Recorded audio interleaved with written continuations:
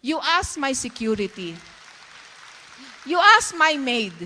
My maid will even go to the extent of hiding my own laptop just to give me a rest pagdating ko sa bahay. Or will even take the hindi niya ako gigisingin para lang makatulog ako. Because a 13-hour job a day is not enough.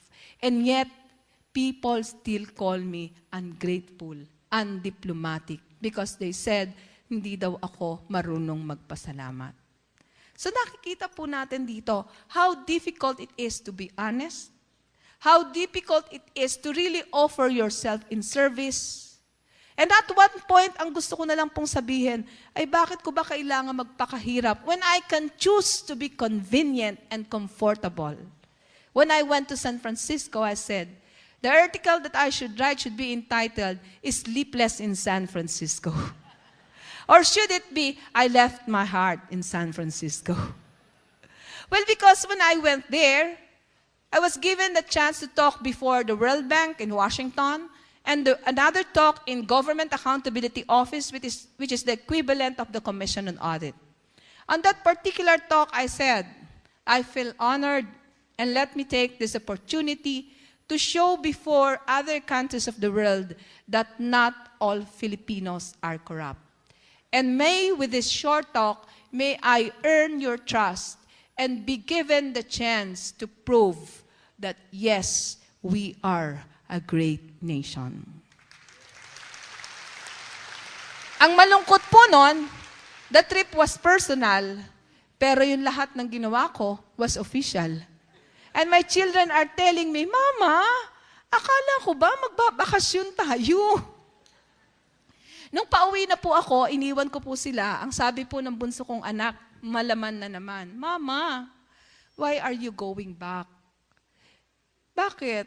Hindi ba pwedeng iba naman? Bakit parating ikaw? May pamilya ka rin naman. And then I reflected, sumulat po ako ng journal. Sabi ko po sa kanya, kung ikaw ay isang nanay, alam mong inagaw mo ang lahat ng ginhawa sa iyong anak. Alam mong ikaw ang naging dahilan ng pinakamahirap na pagsubok ng buhay sa iyong anak. Hindi ba kalabisan kung mangarap ka na sa isang punto ng buhay ay maramdaman nila kung paano ang mabuhay sa Amerika? Hindi ho ba kalabisan bilang isang ina na maramdaman mo na sobrang ligaya ng iyong anak sapagkat naramdaman nila kung paano ang mamuhay ng matiwasay, maginhawa, at nakakatiwasay. And like any mother, you do not want to deprive them of this comfort. Di ba? That's why I was sleepless. I was sleepless because much as I know that when I go back to a country mired in poverty and corruption, I will never be able again to live an honest and a comfortable life. There is no choice but to go back because it is the will of God. It is rather very hurting as well because the choices are expressed by people who are close to you. It is your own daughter asking you, can we beg you to stay? And it is most difficult for a mother to say no, knowing fully well, lahat ng nanay dito magtataya ng kahit ano para sa kanyang anak. Kaya nga ho, nagbibiro pa tayo, susuungin natin ang lahat, mahalin ka lamang. Ganyan po ang lahat ng nanay. Pero kung atin pong titingnan, ganyan din po ang itinaya ng Panginoon para tayo ay mabuhay. Alam po niya ang kanyang pagdadaan ng hirap.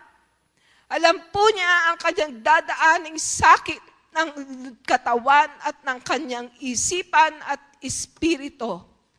Pero ginawa niya po yun upang matubos ang lahat sa ating mga kasalanan.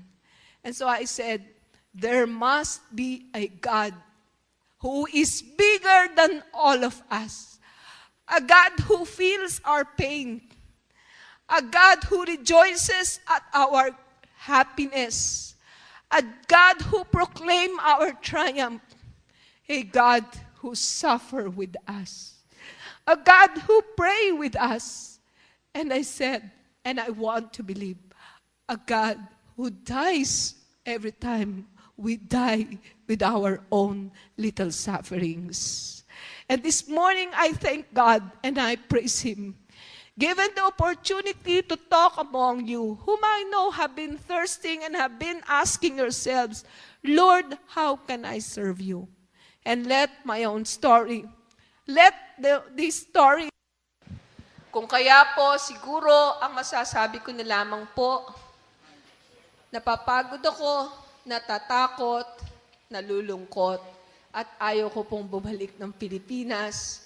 Pero sinuong ko po, kinalimutan ko po ang takot, tindalikuran ko ang aking mga anak, at nagbingi-bingihan po ako sa kanilang pagsamo, sapagkat nangangarap po ako ng isang matapat at malinis na pamahalaan. Samahan niyo po ako.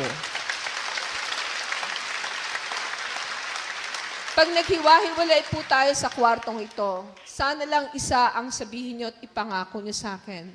That each time when you pray for our country, you pray for our people, you pray for the commission and audit and our auditors. You pray for every people in government who at a very low salary and a very difficult situation are really to make it, are willing to make everything just to keep them intact and just to be able to serve the public. At ang sabi ko nga po parate, sana huwag matulog ang Diyos. Bigyan pa ako ng konting lakas, konti pang panahon, at maraming biyaya para magawa natin ang lahat. It is a 7-year term. And I said, I don't know if even I can finish one, but I am confident. Marami pong pagsubok, marami pong pananakot, buong yabang ko po silang hinaharap at sinasabi, palakasan tayong magdasal. Kung mabilis ang bala nyo, mabilis akong mag-antanda ng krus. So ang sabi ko po sa inyong lahat, natutuwa po ako sapagkat nakita ko kayo at nakasama sa maikling panahon. Talagang pamatay po sa oras at pamatay sa katawan ang schedule ng takbo ng aking buhay ever since I go back.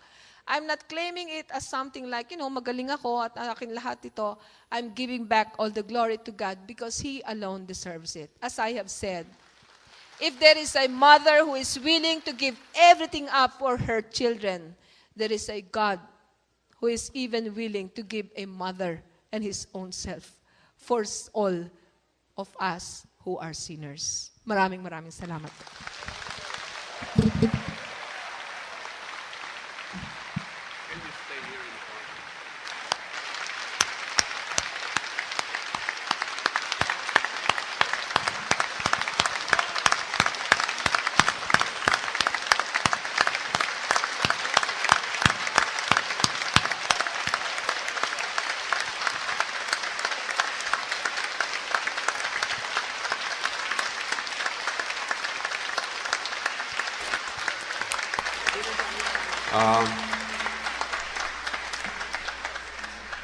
Well, we praise God today for Heidi to be in our presence. She really is. I can't help. I was shedding tears there listening to her story.